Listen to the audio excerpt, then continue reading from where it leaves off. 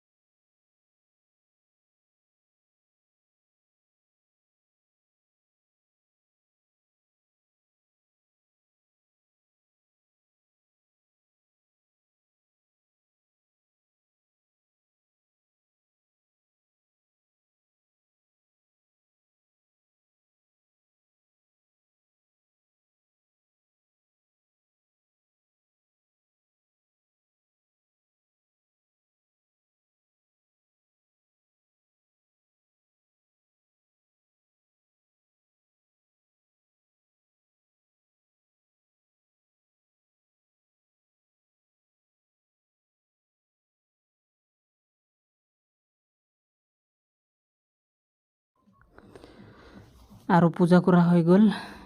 এইফালে মূৰ্তি আছে, এয়া দেখাই দিছোঁ। আৰু এইফালে মানুহবিলাক বহি আছে।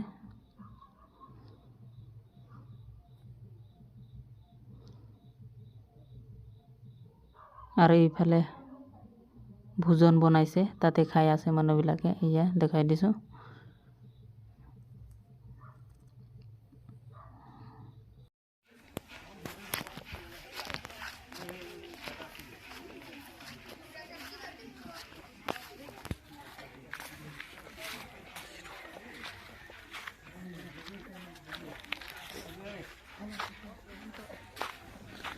আৰু ইফালে পুৰা খোৱাত ব্যস্ত হৈ আছে, এয়া বহিছে।